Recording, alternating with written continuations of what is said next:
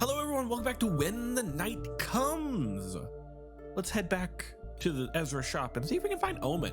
I don't know, I just got almost attacked by a thing and then somehow I survived because some ghost whispered at me to run, and it was a very weird thing that just happened. But right now, I round the corner, my feet sliding on the icy cobblestones. As if the universe knows exactly what I need at this moment, I spot Omen lurking outside the shop. He's pacing beneath the dully lit mage light lantern. Yeah, I can't speak apparently. He spins when he hears my approaching footsteps, flames licking at his shoulders and framing his handsome face. Ddog, what is it? I grab his arm and he steadily watches me as steady. Blah, blah, blah, blah, blah, blah. Hello, can I read today? Here's the problem. Okay, I grab his arm and he steadies me while I catch my breath. I think I just saw the creature. He shakes his head, his brow furrowed, his tail curls around my waist. Just breathe. I nod, heating his advice and inhaling a shuddering breath. I've never felt like this before. I'm all too used to encountering all these nasty things that go bump in the night. Nothing usually phases me, not after years of this, but this was different. It did something to make me freeze, like I was paralyzed. Where is it now? Something flashes in his eyes, something powerful. My mind wanders to thoughts of what he might look like without the glamour, and I decide that this creature would be nothing compared to him. It retreated into the woods. I'm lucky to be alive. You can't get hurt. I wouldn't forgive myself. What? Okay, unless you're the one who released the creature, which I mean would make sense, wouldn't it? It probably is a demonic creature. He looks away, clearly trying to calm himself. I steal my gaze and stare him down. He's been through so much today. He revealed his truth to me, which without a doubt took guts. The fear he must have felt that he wouldn't have been accepted. I find myself inexplicably drawn to him over and over, wanting to be near him, wanting to see him smile. Even after what I've seen tonight, all of my fear melts away now that I'm in his arms. Oh, can I kiss you? We kiss in that demon. Is it gonna be weird, like a warm kiss? I feel like that's gonna be weird, but we're gonna still kiss him anyway. His warmth sinks right down to the bone. His warmth sinks right down to my bones, stifling the cold bite of the Lunarian air. I should be scared of him. His strength and standing is one that many cannot match. But when he looks at me with those big brown eyes, I find it hard to see him as anything other than a man, just like any other, with added tail and teeth, of course. Owen, would you mind if I kissed you? He takes a tiny step forward, looking down at our touching toes, then back at me. I'd like it if you did. I shift closer again, smiling as our noses brush. Then I kiss him. It's something chaste and fleeting, but meaningful all the same. His lips are as warm as the rest of him, soft and pliant against my own. His cheeks are a delightful shade of scarlet when we break apart, his eyes wide and shining in the gentle darkness. The smallest smile crosses his pink lips. Thank you? I stare at him, still holding him firmly. The silk of his shirt is so soft beneath my fingertips. Did you just thank me for kissing you, sir? That's kind of awkward. You shouldn't have. Don't. He clears his throat, his tail swishing back and forth, then a quick, sharp nod. Yes? I purse my lips, wondering if I'll ever figure out this strange demon. Then I think about how exciting it might be if I don't. Well, okay then. He laughs and his tail returns to my wrist. It coils tightly, squeezing once. Really though, thank you. You've made me feel so at home. Guion era, I don't know what that means. Is that your native tongue? I see the tip of his blackened tongue dark out briefly as if it's misconstrued by my question, his eyes flashing red when he registers what I really meant. Yes, it is. I can teach it if you'd like. I slowly drop my hands from his arms, lacing our fingers instead. I find myself getting used to his warmth. It's like standing too close to a fire when you've been freezing all day. Yes, I'd like that very much. I look up at the low-hanging moon, smiling to myself, then I look at him. Everything will work out, won't it? Yes, I believe it will. I believe in you. My job might sometimes mean that I must kill without hesitation, and Omen is from the place where all evil is rooted, but he's not cruel like I presume his sire to be. Though I'm here to keep people safe from harm, Omen is a perfect example of a creature who would otherwise be feared and blindly hunted just because of his origin, something he didn't choose. Instead, he chooses to be kind. I believe in you too. He smiles, his tail tight around my wrist. No longer are we alone, but we have a family. Everything is going to be okay. Well, that was a cute little embrace we just had. Strangely, I wake with a smile on my face. Does it usually happen? Despite meeting the thing that's been wreaking havoc on this town, and despite the fact that it rendered me useless, I'm happy. It feels wrong, but I can't ignore the way my chest aches when I think of Omen, when I think about kissing him. I laugh. I feel so much lighter somehow. Though I can't shake the feeling of that thing staring me down and sizing me up. I think of all the creatures I've encountered in my time as a hunter, and I almost feel like there's something I'm missing. Is it a hybrid? A new species? We were always taught that it's unrealistic to believe that we've discovered every kind of creature that roams the earth. The realms that separate us from them can tear. Every day new horrors are brought upon us. But every single one of my instincts is screaming and telling me that this is different, that it's not going to be simple. With great effort, I drag myself from the relative comfort of my bed and stare out over a surprisingly sunny Lunaris. The thought of sitting down and writing my report on what transpired last night makes my head hurt, but it has to be done. This should be interesting. I check the conveniently placed clock outside of August's office door and take a deep breath. As I raise my fist and knock, I hear a crash.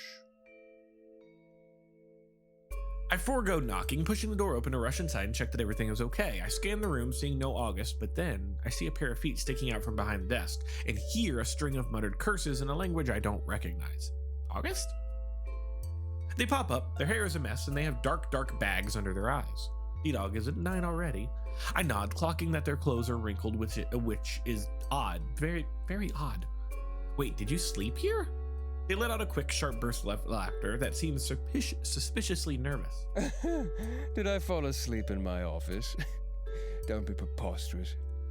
I stare them down, unconvinced. August. They cover their mouth with their hand, coughing quietly. Yep. Yes, I did.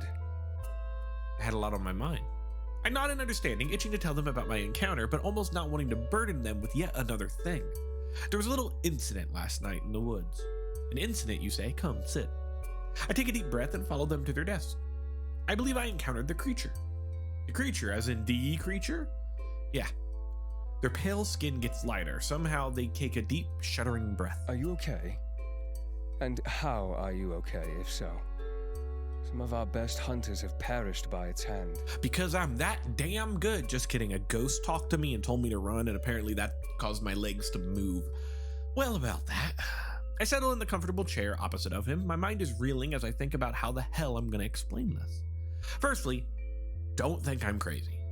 Okay. They don't seem convinced, but I continue regardless. James has been communicating with me somehow. It's like I can hear him, feel him, as if he's right beside me. Their expression remains neutral, their perfectly arched brow raised high. I assume that their silence means that they wish for me to continue. It's happened a few times, the most recent being last night. I'm pretty sure he's the reason I'm sitting here right now. He snapped me out of whatever thrall that thing had me under.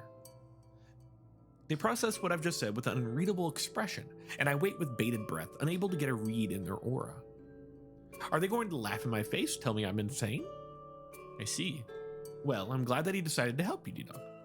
To think that what might have become of you had he not, I'd rather not imagine. I pause, my mouth agape. I'm perplexed, not even a flinch. You seem rather calm. I expected. They raised their hand. A lot of things that happen in our world are out of the ordinary, and we can't possibly explain every unusual occurrence. That is a logical explanation. Ghosts are certainly not the strangest thing we deal with. There have been many recorded cases of people claiming they've been contacted by the dead. Right, in this universe, obviously it had to have happened before, and even if it hadn't happened before, in a universe where magic and demons and all this other stuff exist, this isn't out of the ordinary that much.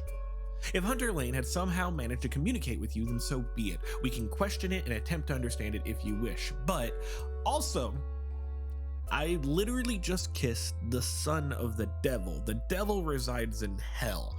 Therefore, that means that there must be a hell and like a heaven or some sort in this universe, which means that if you die, you still exist. You just exist outside of the mortal plane, right?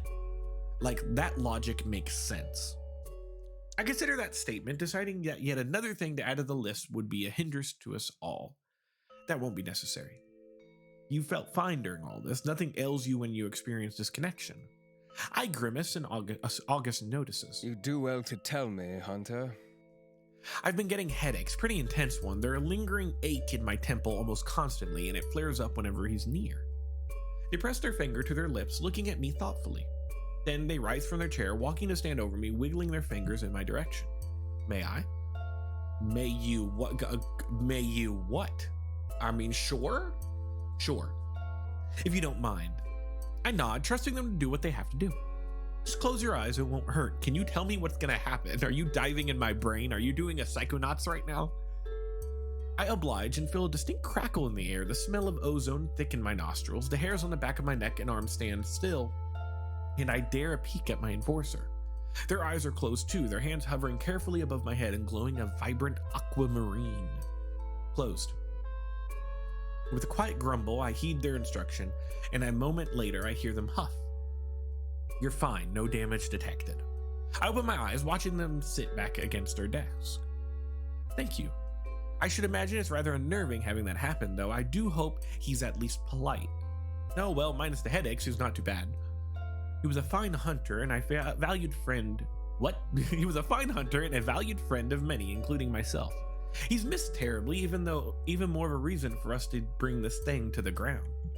I silently ponder the implications if the enforcers are involved with this. Do you think that what would do if let's try that again, shall we? I silently ponder the implications if the enforcers are involved with this. To think what it would do if the very agency he runs ends up being responsible for his husband's death. I feel like there should have been a comma somewhere in there. A loud knock interrupts my train of thought, and August throws me a look. They suddenly seem uncharacteristically nervous. I tilt my head in question. It's time to make amends. Oh God, it's Piper. Come in. Yeah, saw this one coming. The atmosphere immediately grows tense, both of them making a point to look at me and not at each other. Have I been tricked into mediating? Yeah, apparently that's exactly what this is. I've been tricked into being mediator. Well, okay, open up the jury. I've got my gavel. Let's go ding ding on this. Let's go, boys. I hear you have something to say to me. I let out a breath, and I didn't realize I'd been holding, thanking the stars that Piper is choosing to break the ice somewhat civilly. August clears his throat, rubbing their forefinger and thumb together. Seeing them unnerved is alarming. Yes, well, I wanted to apologize, formally. And for the first time. Yes, Piper, for the first time. If I could go back and change how I reacted, I would do it in a heartbeat. You didn't deserve any of this. And I'm sorry. She looks angry, but also a little defeated. I imagine this isn't easy for her. It wouldn't be for me if I was in her shoes. You really hurt me, August. It will take time for us to get back to where we were. But Ddog told me that you really do wish to make amends and that you're on our side in all this, so I accept your apology. Take however long that you need. Whatever I can do to make it easier, I shall. To prove to you that I mean it. Piper quirks a single brow, smile creeping onto her lips. Well, I am not arm wrestling you ever again. I'd rather you drove a dagger through my heart, frankly. Wow, you should have arm wrestled her. I would have seen it. We could have got a championship belt. I'm sure somebody magic could just whip that up really quick. That's a bit drastic. Anyway, shall we discuss this plan of yours, Hunter? The plan. Right. That whole thing, where I'm breaking into a dungeon. Cool. General, you and Ezra will see to the wardens while Piper and I meet Finn in the catacombs. He'll escort us to the hidden entrance to the dungeons and be our lookout. There, Piper and I will enter and gather as much intel as we can for as long as you're able to starve off the protections. We'll then leave via the exit in the forest where we'll meet Finn again, making a hasty escape before anyone catches wind. In theory, that should work. Yeah, in theory. August purses their lips, taking in the provided information. I see, and you're satisfied with this, that it's achievable without any of us getting caught. Piper and I share a glance, and she nods. I am, yes, regardless, I think it's necessary. We cannot proceed with our investigation without seeing what they're keeping down there. Or what they're not keeping down there. This could change this whole investigation, August. Very well, I trust both of you. I guess the next thing for us to do is visit the witch, then. Piper tilts her head at them, her eyes wide, and August sighs deeply. Sorry, Ezra. Well then, you're getting there. Just try it without the attitude next time, okay? I'll wait for you at the entrance to the Casimar end of the catacombs come nightfall. Be careful, Merriman. I know you're capable, but be on your guard. Piper offers him a small smile, and it seems genuine for the very first time. Always am, General. The shop is quiet, much like August, as they stand stoically by my side. I spare them a glance, watching how they smooth their freshly pressed, clean outfit. Don't be nervous. Ezra doesn't bite. Don't get sassy with me. I can get sassy if I want to. I laugh at their non-threatening tone, and Ezra appears from the back room. Oh, good morning. August stares, almost as if they're paralyzed, and Ezra subtly flicks his gaze to me, a singular eyebrow slowly rising in question. General, didn't you want to speak to Ezra? I contemplate my next move and decide to take my life in my hands, nudging August forward with a gentle hand. Rather than tearing my arm clean from my body, they simply throw me a glare and put themselves to rights as they come to stand in front of the young witch. Ezra, it's time I've apologized to you.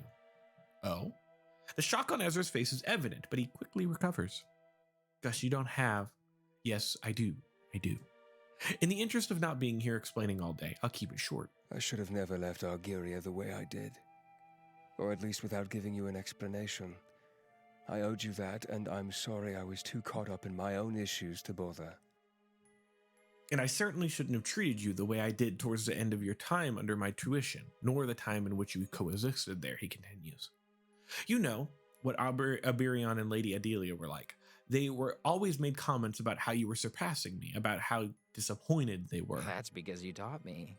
I'm powerful because of you. I wouldn't be half the witch I am today if it wasn't for you. I continued my studies long after you left, all from your books. August looks like they didn't know quite what to say. Color rises to their cheeks, and they quickly avert their gaze as Ezra continues. Your skills remain unparalleled, and your parents were fools not to see that. I still look up to you and could still learn from you. My healing is still something to be desired. Well, you can't be good at everything. They share a smile, and August looks like a different person. They stand a little taller, like a huge weight has been lifted, making amends suits them. I accept your apology. I should never have blamed you for the insecurities my parents planted in my head. I can't take back what happened, but we can move forward. We can. We will. Ask about moving to Lunaris. What made you both move here? Harry had visited my parents' academy in search of new recruits, strictly witches. I no longer saw a future for myself in Argyria, so my parents had all but disowned me, and it felt good to be needed. The promise that I might do some good if I took up the position in the Enforcers was too perfect to pass up at that point in my life. Ezra clears his throat. Do you regret it, leaving? A pause, but just a quick one, and August answers confidently. No, but I regret how I left, how I let my friend down. Everything happens for a reason, Gus. It's in the past. What about you, Ezra? His smile fades, softens. After my father passed, I felt a little useless at home. I worked tirelessly to raise money to buy my own shop. I just wanted to help people like he always did, in his own way. Magic was really the only way I knew how, and Lunaris just happened to be the first place where I might be able to afford a fresh start. I'm so glad things worked out the way they did. Though things may not be perfect, I found family here. Yeah, where'd y'all grow up at? Let's get some backstory. What was it like growing up in Algeria? Incredibly boring, but enchanting nonetheless. Perfectly summed up. There was nothing very special about it, but it was strangely charming. The only interesting thing to do there was to learn magic. Witches would flock there to learn at the academy August's family ran. Some of the finest witches in all of Escria taught there, including Gus. Ezra becomes wistful, a fond smile crossing his lips. August less so. True to their nature, though, they roll their eyes at the compliment. I'm hardly one of the finest. Liar, I was honored to have you as my guide. No matter what you say, my family couldn't afford the tuition, but Gus saw something in me and took me under their wing anyway. I fondly remember the look on your mother's face when you told her you would tutor me free of charge. August grimaces, but their smile betrays them. I do miss making Mother angry. She was just annoyed that everyone could see that people are able to flourish outside of her precious academy. I'm so glad that you were able to resolve your issues. It's nice to see you both like this. Thank you. Now, shall we discuss the plan? Yes, we need to get back to the plan. We've got some dungeons to dungeon. I'm pretty sure well versed on the wards that they use. So with the both of us, I doubt they stand much of a chance. Ezra scoffs. Trust me, they don't. Piper and I will head into the catacombs to meet Finn, and I assume that he'll be able to tell us when the wards are down. Ezra doesn't hesitate to respond, his words confident. I can definitely ensure that he knows. Our connection is very strong, specifically mine with his prosthetic. Yeah, strong. Ezra blushes quite impressively and he averts his gaze. Gus, please. Oh, sorry. Did I make you uncomfortable? Like, say, me having to watch you fawn over Casimir nightly? Point taken. Anyway, back to the plan. Have you heard from Harry at all since the night of the last murder? He's been around, though he seems to be avoiding me. He's keeping to himself. I cannot label that as suspicious, though. The man did just lose his husband, but I'll keep an eye on his whereabouts. I don't think we won't have anything to worry about him I don't think we won't have to worry about him looking for us, though. He's distracted. So we're good to go then. They share a look and nod in unison. I'd better get going. I need to get my armor and weapons from the wolf. Ezra hands August a crumpled piece of parchment, and they nod once, getting to work gathering whatever ingredients Ezra's written down. I know you don't need me to tell you, but be safe. Let us know you're okay as soon as you can. I can do that, sir. Tread carefully. Don't let them catch you, I have faith in you. Yeah, faith in me, blah, blah, blah, blah, blah. Let's go beat up some people. I don't know if I'm actually beating up people, though. Am I? This seems more of a stealth mission. Is this a stealth mission? Gosh darn, I hate stealth missions. That's okay. I head back to the wolf to prepare myself, now fully kitted in my armor, my weapons safe in their holster. I begin to slowly make my way towards the main entrance to the catacombs. The air is chilly and the sun is already low in the sky. We must wait until sunset to ensure Finn and his clan can safely assist, but as each minute passes by, my gut feels heavy with anticipation. I hope this works. I hope we don't get caught. More for Piper and August than for myself. I have so many people relying on me, I absolutely cannot let them down. The flickering golden candlelight is almost comforting as I head deeper into the catacombs. I know I'm safe here now that I'm aware that it's only Finn's clan that lingers. But there's something about being down here that has my guard up. I smiled to myself, thinking that the scariest thing that might actually jump out at me probably would be Raven. I turn the corner and find the place where Piper and I agreed to meet. There's no sign of her, but then I am a little early. With a deep sigh, I lean against the wall, listening to the steady drip, drip, drip of water upon the stone. This person writes the person me as if I was in real life, because I always get places early. I can't stand getting somewhere on time. I have to be early. So that makes sense. Then, Finn appears before me out of thin air. Good evening. Can you don't spook me? I greet him with a smile, pleased to have some company. Hello. Merriman late, or you just sticker out for being on time? I'm a stickler for being on time. I shrug, pushing away from the wall. The latter, I doubt Piper is ever late. The grin that crosses his face tells me otherwise. Oh, you'd be surprised. I could tell you some stories that involve too much rum and... He stops, rolling his eyes. Maybe another time. Piper emerges from the shadows, her eyes carefully fixed upon Finn. Stop telling stories, Casimir. Can't a lady be hungover once or twice in her lifetime? Finn throws his head back and laughs heartily, clutching his stomach. Once or twice, sure. Let's not get too deep with such unsavory tales, shall we? He quickly straightens up, his smile fading, the way his eyes widen, telling me I definitely do want Piper to get into such unsavory tales. Alas, maybe a more appropriate time later. Remind me to take you to a tavern for a drink, but we really should get a move on. Piper nudges Finn as she passes, winking at me as we fall into step, him trailing quietly behind us. We'll save it for when the sun is out. Can't stop me then, can he? Ha, funny, because he's a vampire. As we head deeper into the tunnels, everything feels different. There's no longer that comforting golden glow, the jagged stonework now illuminated by unnervingly still, vibrant blue mage light. Piper's demeanor changes and I hear Finn pop up behind us. We're not in my territory anymore. Stay alert. Uh-huh. Then he suddenly stops in front of us, bringing us to a halt. Wait, stop here. I can feel the barrier. It's close. So now what? I stare at Finn's prosthetic, the etching glowing but still dull. We wait for Ezra's signal. We stand in silence and Finn begins to shift where he stands. It seems unnatural for him to look so nervous. Casimir, if you don't stand still. He husks, clearly frustrated. Fiyero, you will look for him, won't you?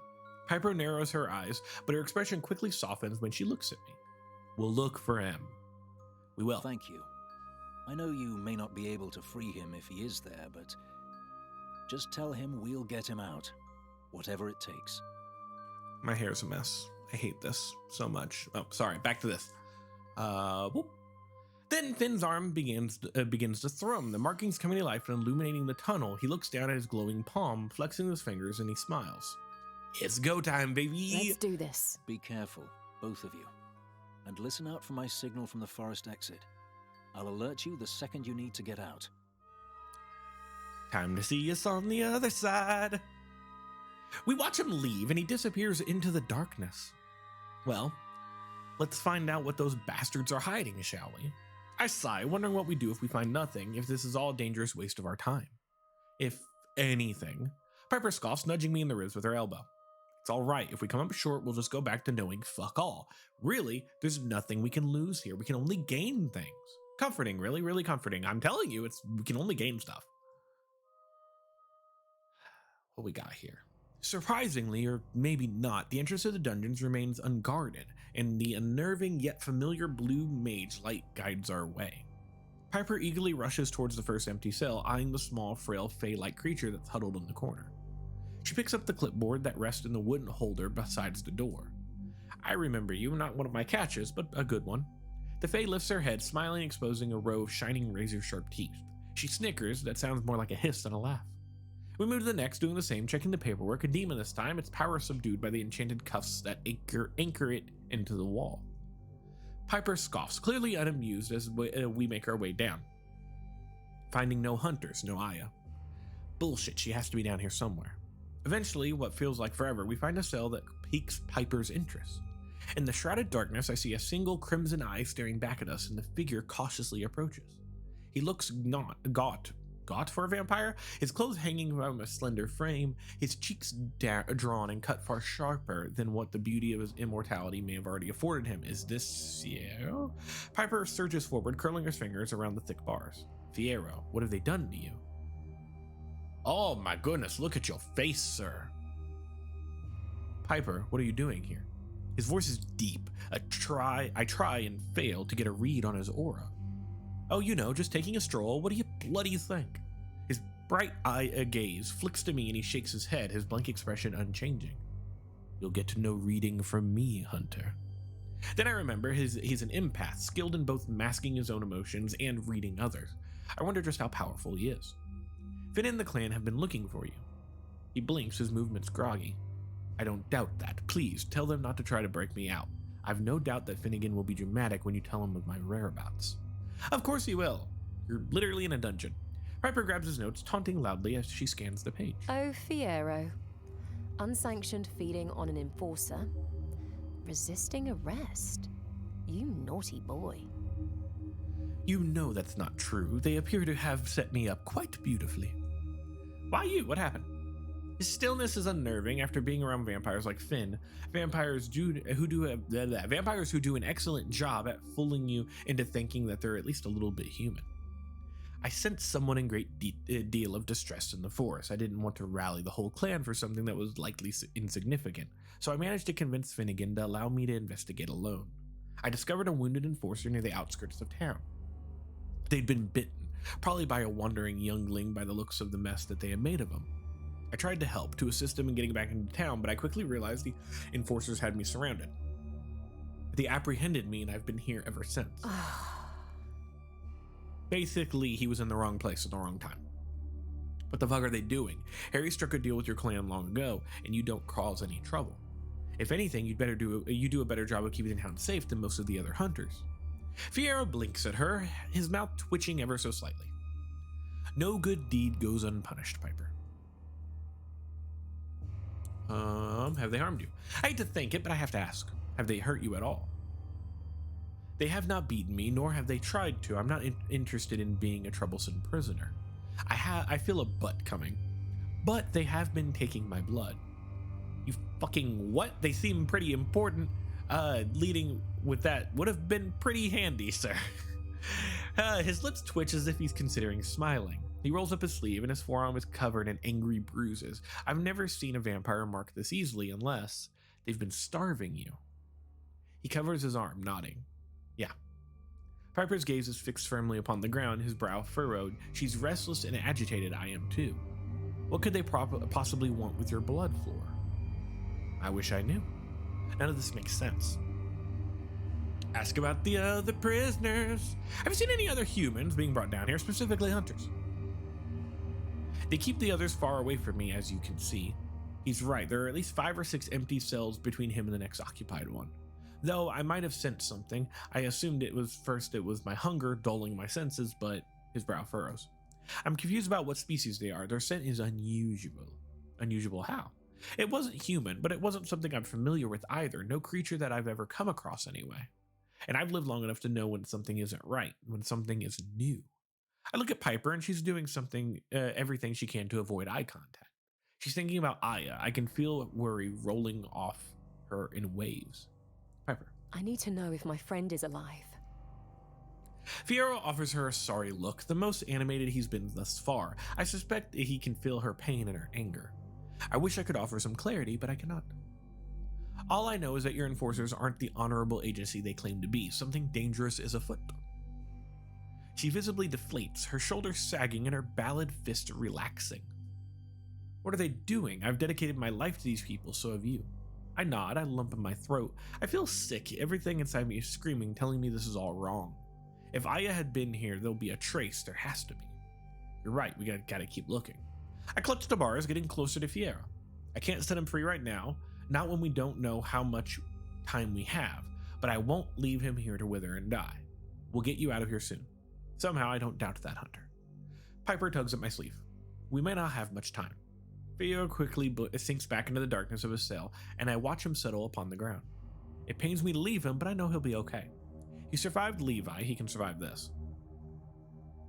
We find the warden's desk and rifle through the drawers with haste, and Piper gasps as she sets her sights on a bundle of prisoner manifestos, the type that should be outside of the cells. These are incomplete. Why are they tucked away in here? She reads them quickly, her eyes frantic as she scans the messy writing. I see her resisting the urge to crumple the parchment. She hands it to me and turns away, her hands in the air. And her hair not in the air. All of the other occupied cells had their paperwork neatly displayed outside, listed as their species, arrest date, offense, and an abundance of useless little details to keep the enforcers busy. But these two apparently hidden sheets that Piper had given me are different. General Aya Walker and General Azazel Ripley. Who's Azazel? Piper turns to face me. The hunter that Alcar fought with. Ah, okay, that's not good. And he's in a cell. They arrested him for getting attacked? I hate to say it, for what this feels like the trail of time, but what the fuck? They checked Aya out of her cell last night. Him too. Fuck. But look. She points at the time scribbled next to their names, and there's only a check out. They haven't come back. It's been 24 hours. It's been over 24 hours. They haven't come back. Then a loud banging echoes from down the hallway, and Piper quickly snatches the manifest from my hands, shoving them into her shirt. Let's go. We move as fast as we can while staying cautious. Finn has signaled us for a reason, be it an enforcer guard approaching or the wards being recast. Either way, we need to get out of here. We hear muffled voices drawing nearer and quickly flatten ourselves against the wall, but we're not hidden. The forced exit is in sight, our escape. Piper turns to look at me. It's your call, General. Let's go, boys. I see no other option. Time is ticking and we can't stand around and pray we don't get caught. We run for it on my signal. Piper nods, staying focused on me. I close my eyes, shutting everything else out around me. I can hear them, 2 people, seemingly not aware of our presence, yet. Casual conversation, footsteps drawing nearer, but from the dungeon entrance far away from us. I open my eyes and hold up my hand, signaling to advance. We run, pushing open the heavy door with ease. Cool, crisp air hits my face and I spot a tall figure waiting for us. Hey, we're outside. You made it. Yes, I did. He ushers us away from the door, pushing it closed as quietly as he can. Follow me. Good job. 10 out of 10 us. He leads us another short distance away into the small clearing where we can still see the surprisingly well-hidden dungeon exit. What did you find?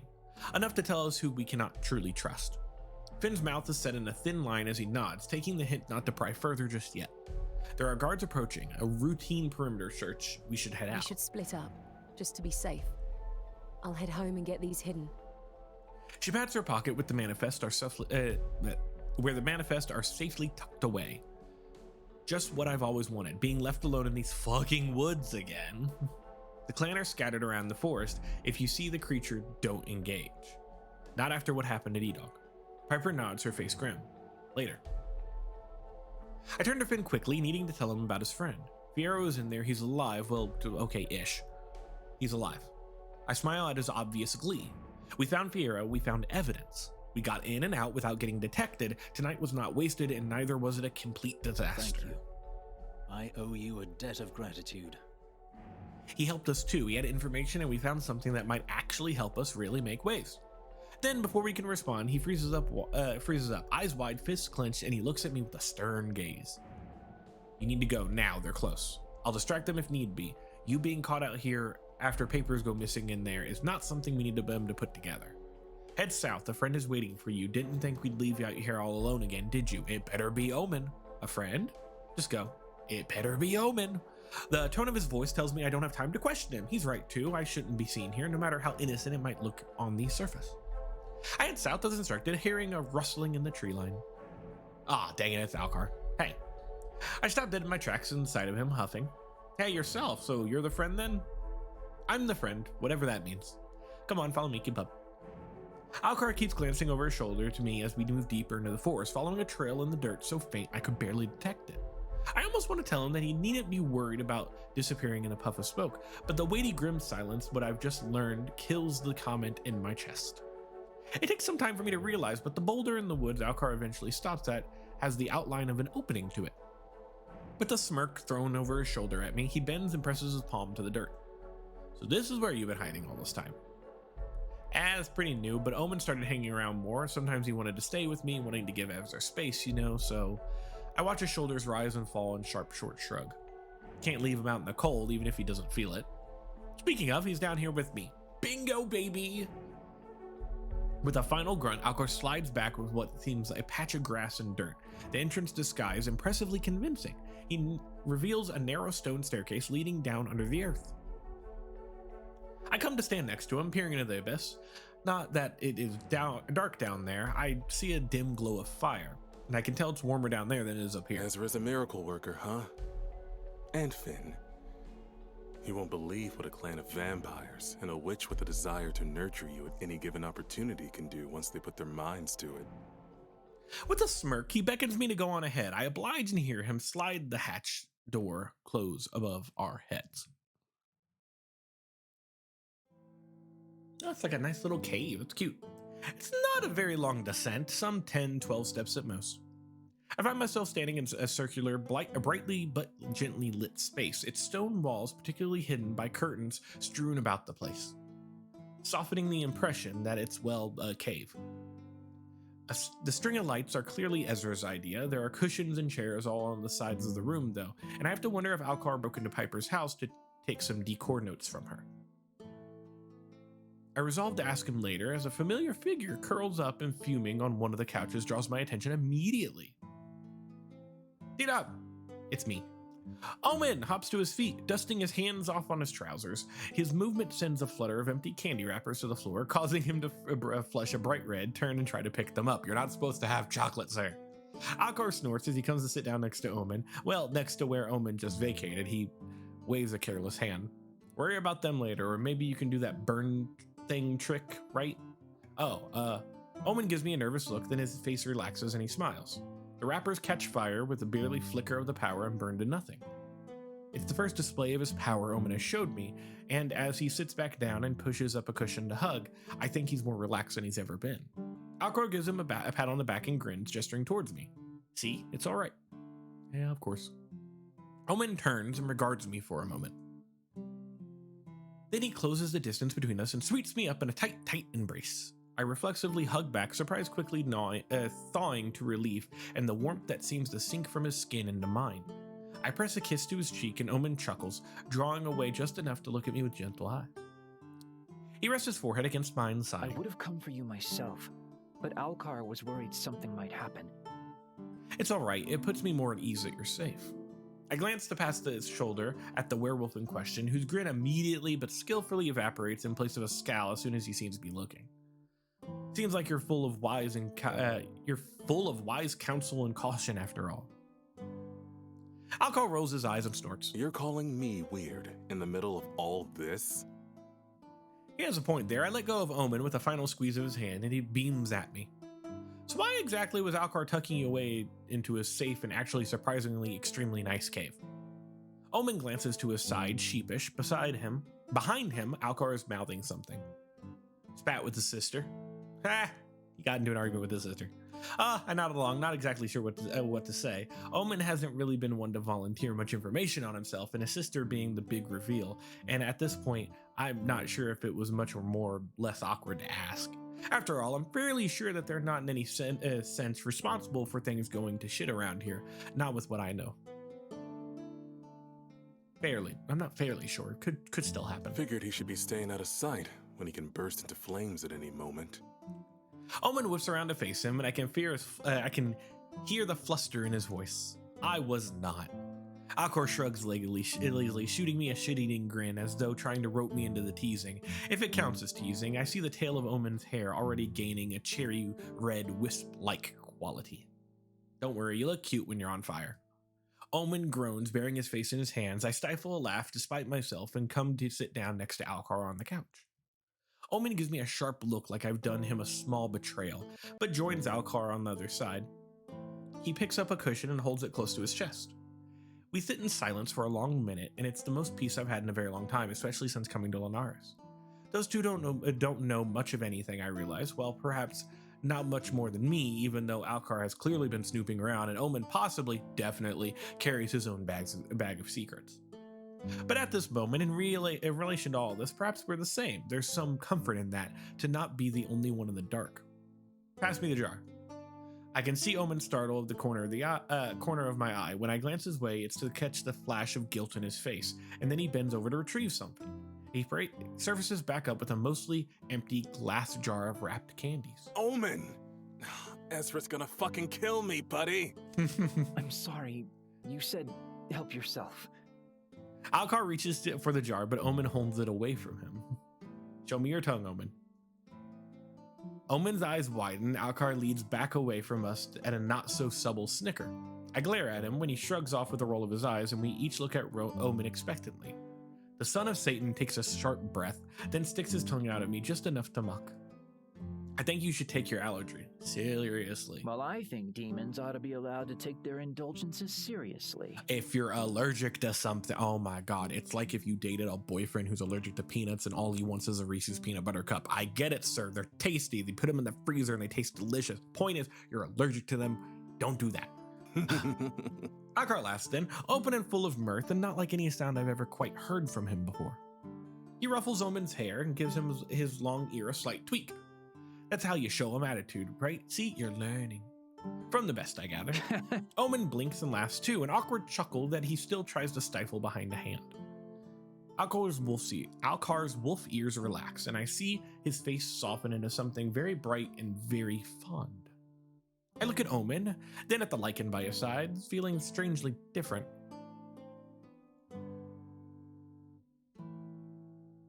Interrelationship with Omen and Alcar, or just with very interesting. So you could technically have a relationship with both of them at the same time, but I don't want that. I'd rather just be with Omen. I feel like I feel a lot more comfortable with that. So why don't we do that, shall we? Let's remain with Omen. You know what? We'll remain next time. It's been a long episode. Goodbye, everybody.